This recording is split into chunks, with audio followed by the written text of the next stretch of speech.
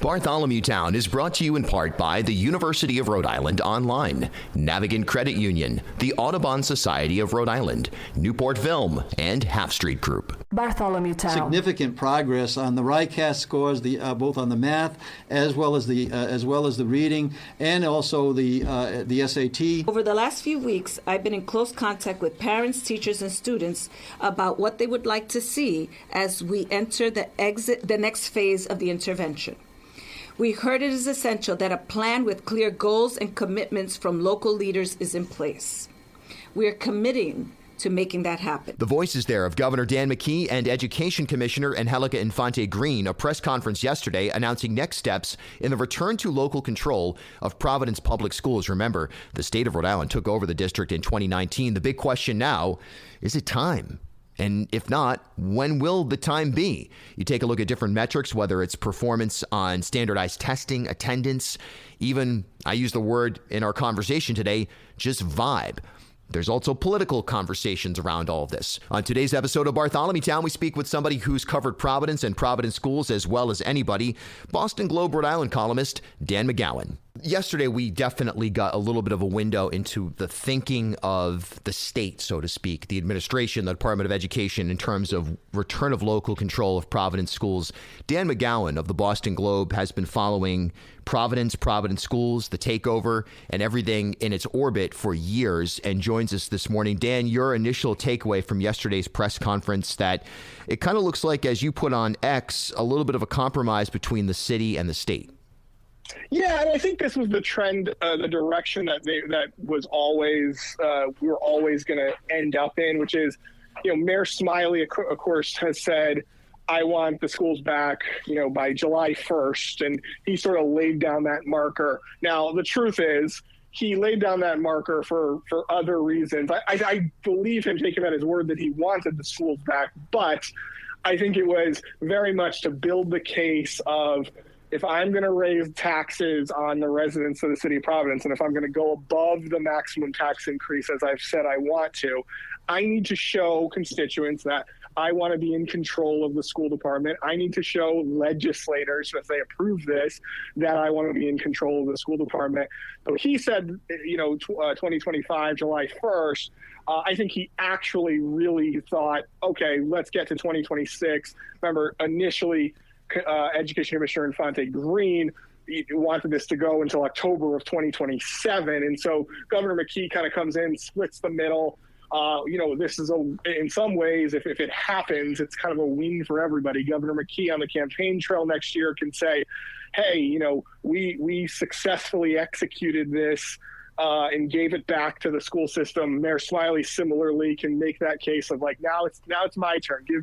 Give me another term to actually run this school department, and let's see what we can get to. So it's sort of a win-win-win for everybody.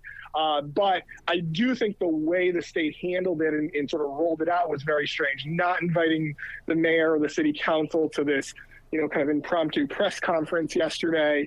Kind of laying down this a set of demands in some ways for the school board to meet. It's very questionable. I think there's like actually separation of powers kind of issues there.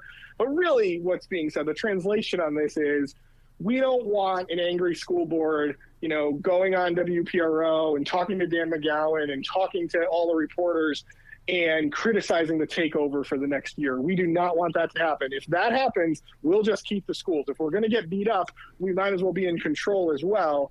And so I think there's a little bit of a threat there that I kind of hope the school board doesn't actually take all that seriously, because there's the silly kind of pettiness of both sides on the politics is kind of unnecessary. And so I'm interested to see how it does play out over the next couple of months.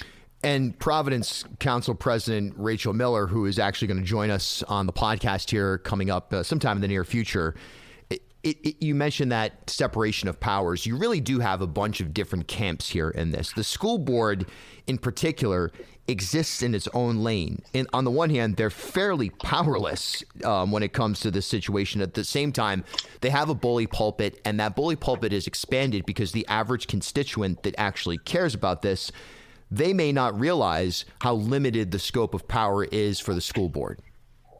100%. That's well put. I mean, the school board has virtually no power at this moment in time.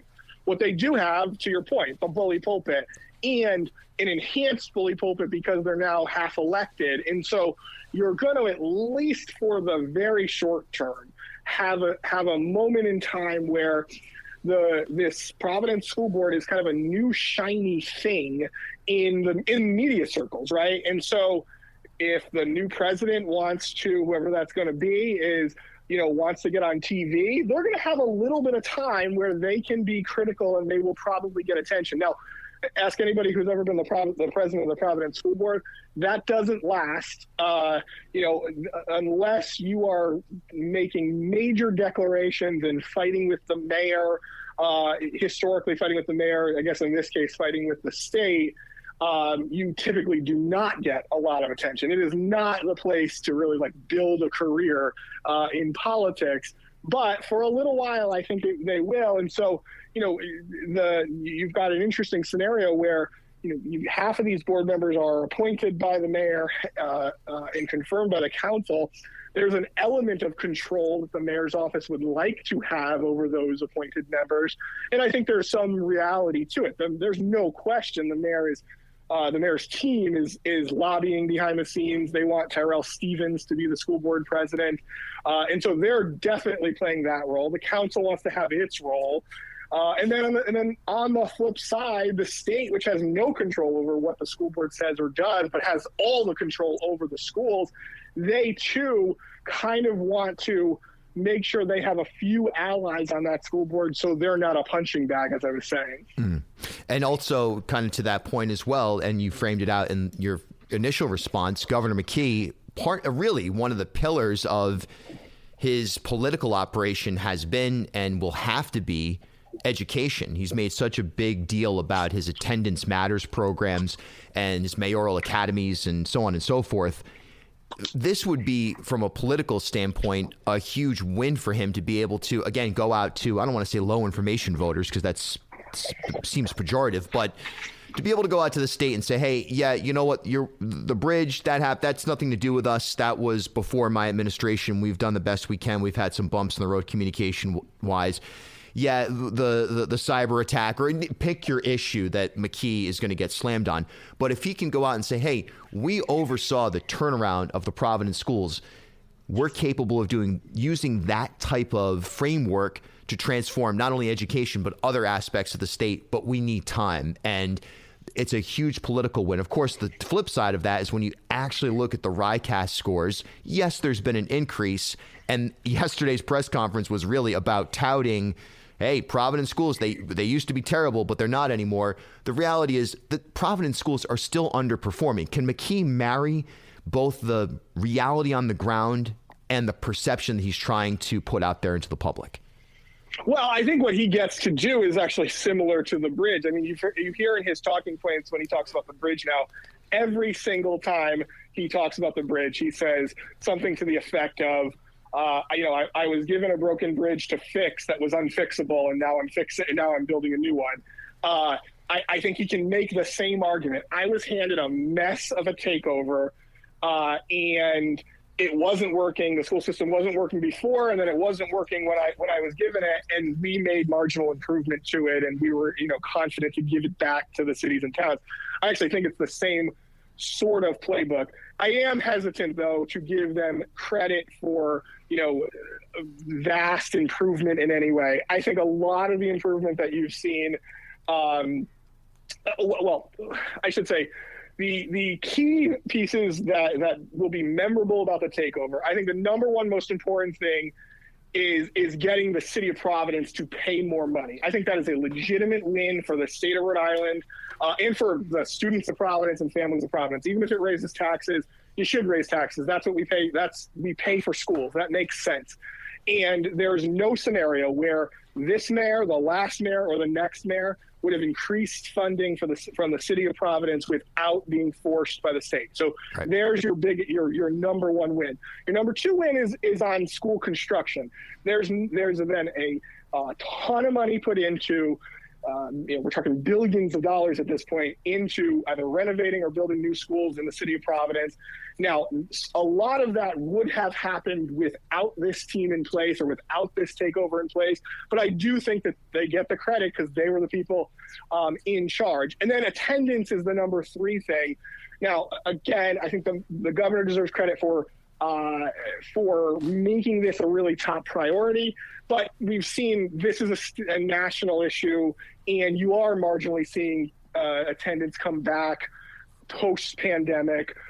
It's still pretty, dire in Providence. You're still talking many schools, especially at the high school level, that are 40, 45, and 50% chronic absenteeism. So it's not like this is, everybody's coming to school anymore. Remember, their goal is to have only 10% chronic absenteeism by the end of the takeover. And I don't think you're on any pace to be able to do that. But you do have a couple of these wins that the governor can tout. When it comes to the results, though, I mean, it's not just the RICAS scores that are really sad. I mean, just look at the National Assessment of Educational Progress, which is kind of what they call the nation's report card.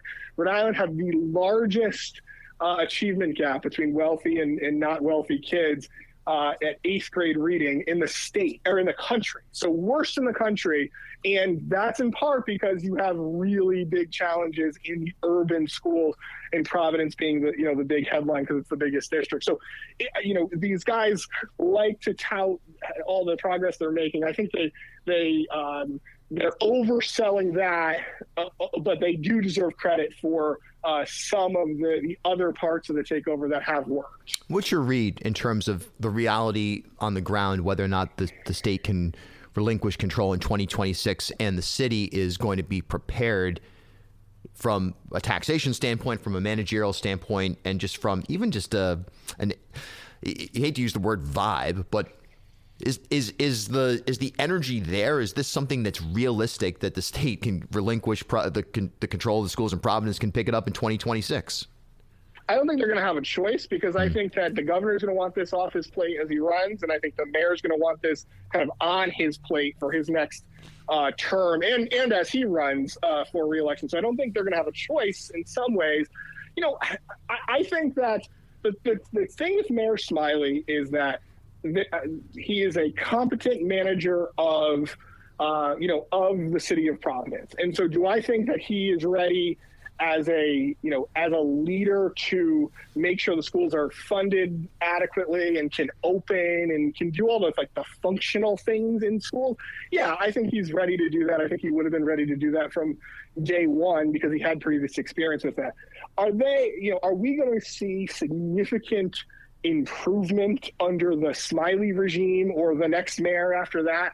I'm still very doubtful. I don't think school looks all that different today than it looked 6 or 7 years ago. And we were in a crisis 6 or 7 years ago. I think we're in a crisis today academically. And, unfortunately, I think that you're not going to see, especially as funding dries up, particularly federal funding, I think that you could still be in a crisis 6 or 7 years from now. And lastly, how does this impact firms like Hasbro making decisions about whether or not they want to stay in Rhode Island, which seems like it's over at this point. I mean, let's be honest about it. But other firms, as we talk about economic development and trying to build out the state's future, when you have a capital city that is underperforming in education and a wealth gap that, while maybe the top players in some of those hypothetical firms that would come to Rhode Island or stay in Rhode Island, they would be able to put their kids in the top performing schools. By and large, your workforce may not. What impact does all of this have on Rhode Island's economic outlook? Bartholomew Town. Birds are disappearing from our landscape at a rapid pace. Over 1/3 of those breeding on Audubon Society of Rhode Island's wildlife refuges are in decline. Climate change has taken a toll on their migration, nesting, and food sources. While science is highlighting the problem, Audubon is working on real solutions with a plan to rapidly reduce their carbon emissions. The organization will be free of fossil fuels by 2030, with renewable energy powering Audubon's buildings, equipment, and vehicles. To shape our future, all of us must act. Learn more about repowering Audubon, their avian research, and how you can join their fight for climate resiliency. Visit asri.org/repower. Newport Film screens the latest, critically acclaimed documentary films year-round across Rhode Island. Like a film festival, Newport Film often gets early access to films before they're available online or in the theaters. Stay up to date on their latest screening events at newportfilm.com or on Instagram at newportfilm. Are you looking to advance in your career or explore a new field? The University of Rhode Island now offers a comprehensive portfolio of fully online programs designed to bring world-class education to you anytime, anywhere. Choose from a wide range of flexible, asynchronous programs in business and leadership, data, tech and STEM, healthcare and pharmacy, marine and environmental science, and more. With expert faculty and innovative courses, you'll gain the skills and knowledge to thrive in today's competitive world. Are you ready to take the next step? Visit uri.edu/online and discover how URI Online can help you achieve your goals. URI Online, learn anywhere with us. Half Street Group brings a new generation's perspective to leadership communication, strategic public relations, and digital marketing. Half Street helps organizations and leaders take control of their own stories and manage their reputations. They get results for their clients by focusing on audience message and culture and by leveraging their decade-long relationship with media and opinion leaders in the Ocean State and throughout New England. Join me and Half Street Group founder and president Mike Rea for a conversation every month about news of the day, the hottest media analysis, and a look behind the scenes at how impactful leaders drive conversations. Learn more at halfstreetgroup.com. As Rhode Island's first ever member-owned credit union, Navigant Credit Union has been a staple in the local business community for more than 108 years. Today, Navigant is a $3.4 billion institution serving more than 136,000 members across 25 physical branch locations. But since its founding in 1915, the mission has never changed. Navigant Credit Union's team of financial professionals have remained committed to improving the financial well-being of the families, businesses, and communities they serve across Rhode Island. Learn more at navigantcu.org.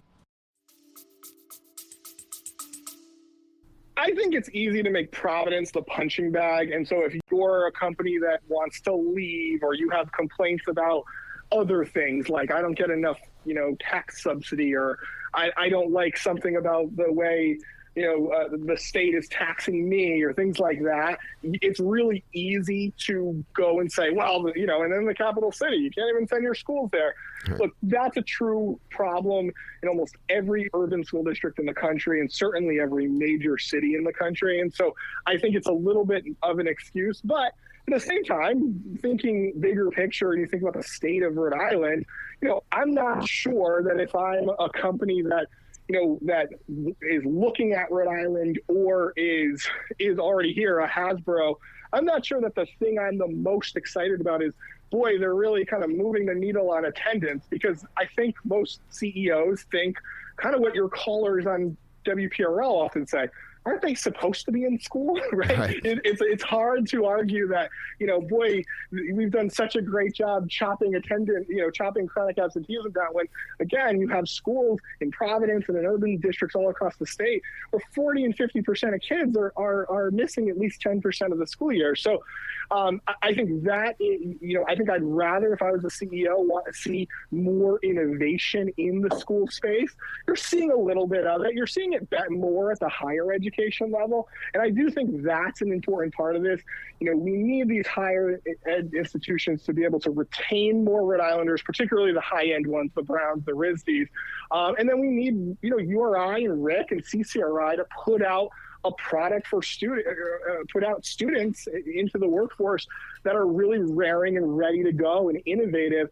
And, again, they would complain that they're not getting it from the lower levels, but I think, your best effort here for really attracting companies and retaining and recruiting talent is to say, boy, we've got really good higher ed institutions where your kid will get a good education. Dan McGowan, columnist for the Boston Globe Rhode Island, author of Roadmap. Make sure you subscribe to Roadmap. It's a daily newsletter. It gives you everything you need to know about what's happening in Rhode Island and the region and beyond. Dan, what's the, I know you have to send an email. I can't remember what the email is to sign up. Oh, sure, yeah. Send me a blank email. I appreciate this, Bill. rinews@globe.com. I'll know what it is. I'll sign you up. rinews@globe.com. You'll start getting it first thing tomorrow morning. All right. As always, our thanks to Dan McGowan for his insights and analysis here on Bartholomew Town. I mentioned Council President Rachel Miller, who we're working on scheduling for a podcast here, hopefully sooner than later on this topic, and maybe even beyond. There's a lot to discuss with the president, but she put out a statement yesterday, which I'll read to you right now. Council President Rachel Miller responds to RIDE Path to Local Control announcement. And again, as I read this, keep in mind that there's been a little bit of, if not even a little bit, a great deal of siloing that's taken place here. You've got RIDE and the governor's office. You've got the Providence School Board. You've got the mayor's office. You've got the city council. You've got the teachers union. You've got parents. You've got students. A lot of players here, right? And when you look at the multi-theater Venn diagram, sure, there's a lot of overlap and coalitions in terms of goals and the actual process to achieve those goals. But there's also a lot of differences. So President Miller released this statement yesterday. State officials invited the media, but not elected city leaders, to an impromptu announcement of what they call a path to local control framework. In response, Providence City Council President Rachel Miller released this statement. Today, RIDE and the governor unveiled a series of conditions the city must meet before regaining control of our schools without engaging city leaders or addressing us directly. City Council wasn't briefed on this framework, nor was the mayor's administration. Instead, we learned about it from the press. The city has repeatedly extended our hand to RIDE, ready, eager, and committed to work in partnership to ensure the best path for Providence students. They have repeatedly refused to take it. This blatant lack of transparency and collaboration only deepens distrust, a clear disservice to our shared work to improve student outcomes. While we welcome the prospect of an earlier return to local control, this process cannot exclude the municipal decision makers who will implement the transition. The state's failure to engage directly with city leaders further affirms the council's position that the Providence Public Schools must return to local control in July 2025. That right there, Council President Rachel Miller. And look, folks, here's the thing. July 2025, is that realistic? I don't know. I mean, I don't know the practicality here in terms of any date. That's one of those things where you just, from an expertise standpoint, I mean, you'd just be making it up. You sound like, unless you really know. If you know, you know, but I don't know. But what I can say for sure is that when you take a look at the magnitude, remember, this is a pre-pandemic story. Think about that. This has been going on for a while. It doesn't seem that, it seems relatively fresh in a way, right? But think about the amount of cohorts of kids who have gone through Providence Public Schools and the grade that they're at now, or how far out of school they are now as compared with when the takeover began. This has been going on for kind of a while, right?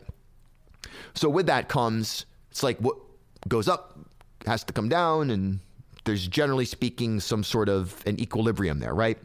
So the transition back, it has to be taken seriously. It can't just be willy-nilly, obviously. I don't think anybody's saying that. But what does the actual pathway look like? And it does seem wise and pragmatic to engage all the stakeholders. The problem is you do that, you get bogged down in details, which may not be necessarily germane to addressing the timeline itself. It may push the timeline out for miscellaneous reasons. So we're going to stay on this.